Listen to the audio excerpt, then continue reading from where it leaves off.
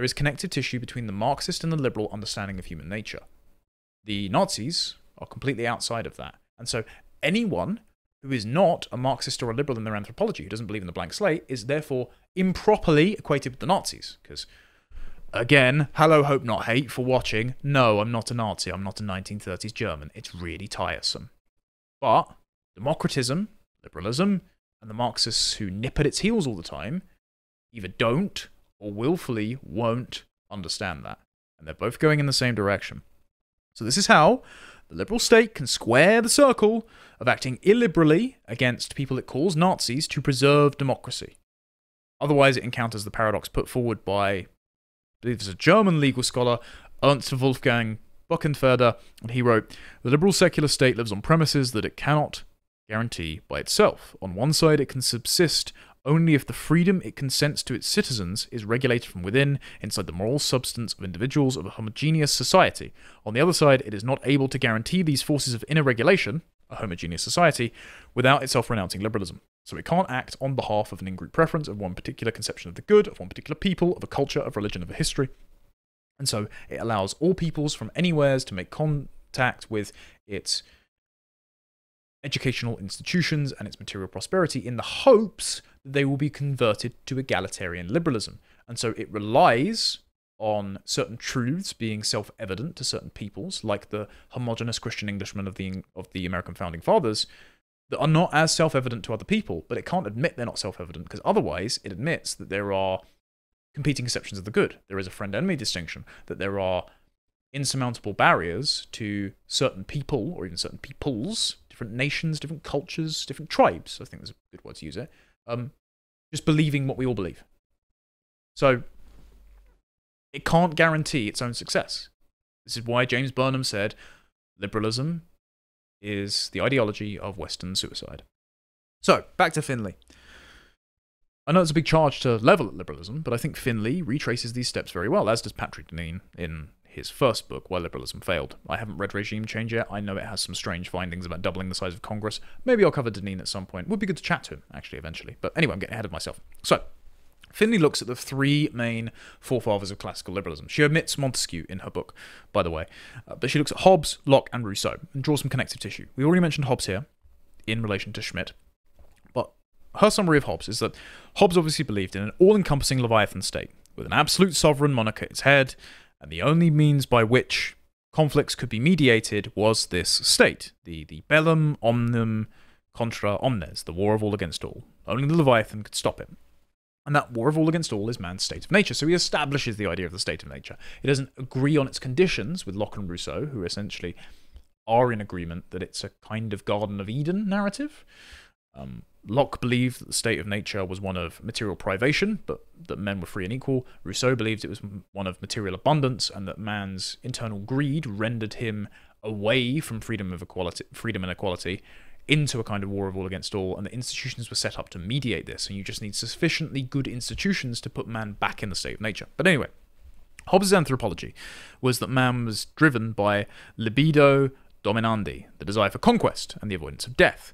So subjugating the population's competing conceptions of the good to the sovereign, to, quote, reduce all their wills by plurality of voices onto one will, which is as much to say to appoint one man or assembly of men to bear their person, seems to be the origin idea of representative governance within liberalism. So Hobbes, even though he has disagreements with Locke or Rousseau, has connective tissue to the democratic institutions that were birthed out of liberalism and the anthropology of liberalism that Locke and Rousseau later built on. So on Locke believed the, quote, individual's primary source of rights is his or her right to self-ownership. So any limit to self-governing authority must have its influence reduced. So that sets up a mandate for the liberal state to intervene in private social institutions that can be defined as infringing on your rights. For example, child is not actually born free and equal. They're born inextricably dependent on their parents.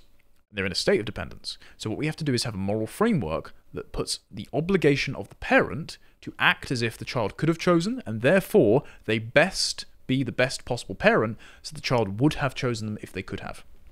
Instead, if the liberal anthropology is that we're all free and equal, if the child is inextricably dependent, then it becomes the role of the state to reduce the influence of the parents over the child to allow the child's natural egalitarian consciousness to flourish. This is why you get the Biden administration coming in and saying parents are not the primary stakeholders in their children's education. This is why you get the trans lobby coming and crowbarring away their child from the parents who are skeptical of their child's sudden gender transition and giving them to a glitter family of appointed LGBT experts instead, who can reveal their true gendered consciousness from the false one that is imposed upon them by a gender binary society.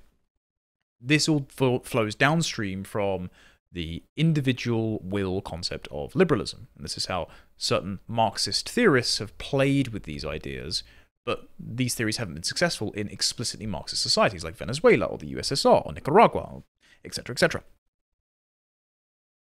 Locke wrote, as well, the chief end of civil society is the preservation of property. So, then we only need to generate abundance, which is privation, that's a reason why we left the state of nature in the first place, in order to allow the state to take up the business of reverting us to the state of nature, to ensure that no compromise between freedom or equality is needed to ensure that man is not just subsisting and trying to stave off starvation, illness, and death. If we have the means to get past those with the technological power of the scientific revolution and liberal political enlightenment, then suddenly the business of the state becomes returning us to the state of nature. And so Locke's liberalism actually only really differs from Marxism in its means of generating and redistributing wealth. But if a button were to be pressed tomorrow and we had the communist utopia, Locke's liberal compromises wouldn't be necessary and he couldn't argue against it.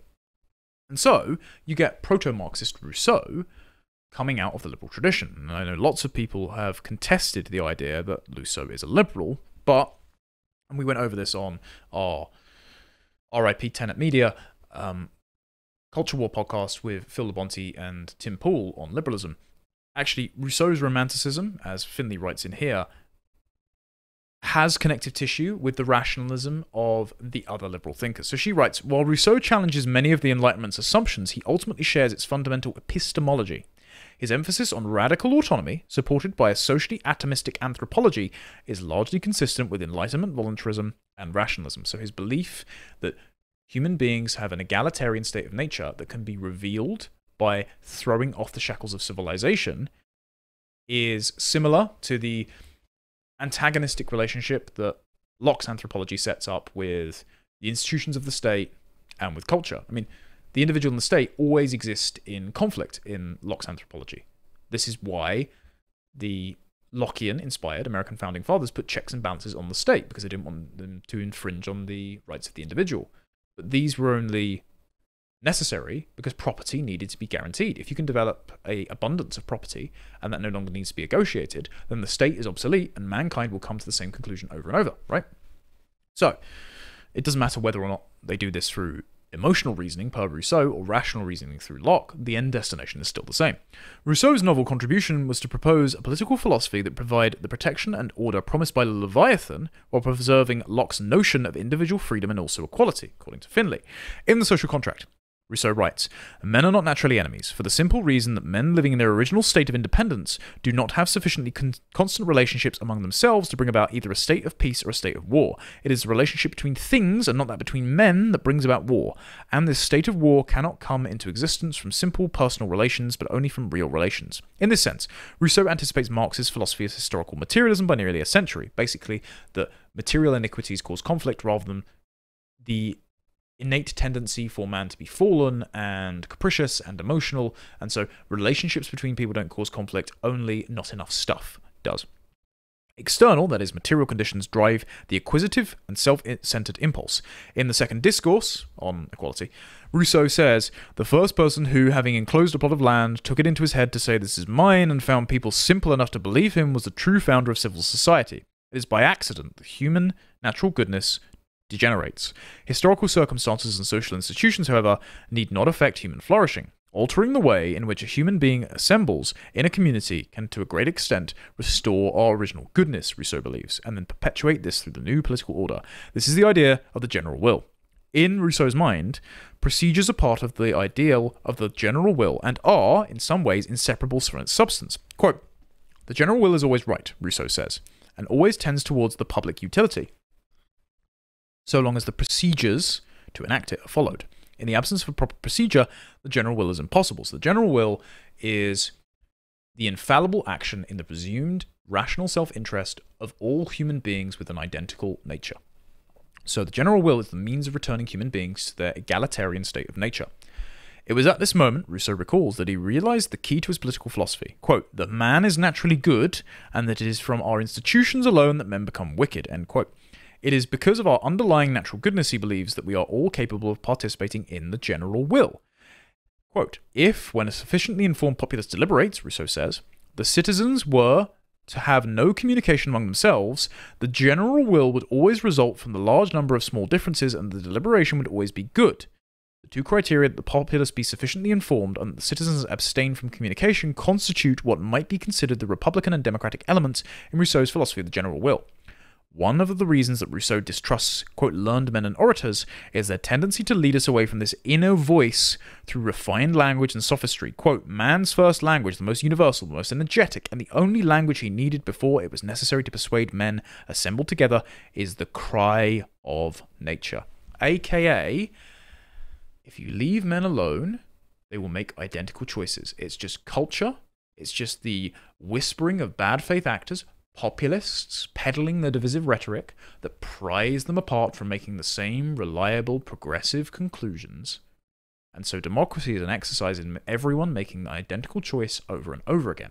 The only reason they wouldn't make that choice, voting for Biden, voting for Kamala, voting for Labour, voting for the Green Party in Germany, the only reason they wouldn't make that choice is because of divisive, racist populists like Trump, the AfD, Nigel Farage coming in, stoking division, and giving them a false consciousness that makes them think they're actually not equal, they're actually not identical, and rendering them away from the utopia that is just always within reach, but snatched away from them by those divisive populists with awful agendas, those evil sophists who might suggest that there might be competing conceptions of the good that the giant global state can't just make go away by ensuring everyone plays nice. So, democracy, this is a definition I've come up with, having read Finlay. Democracy, when they say threat democracy, means something like the system by which man's free and equal nature is revealed to him and expressed in identical fashion. Democracy is returning man to the state of nature. So a threat to democracy means a threat to the blank slate. It means a threat to the anthropology of the Enlightenment, of liberalism and Marxism alike. It means a threat to our ability, the ruling political, media, and academia elite, to administer the minds of men, to tell them they have an egalitarian nature, that they should be making the same choice over and over, and to put on rails politics with certain policies and agendas that is presumed to be in everyone's self-interest. Democracy is under threat from people that don't agree that we all want exactly the same thing because we're all fundamentally the same at a biological, theological, ideological level.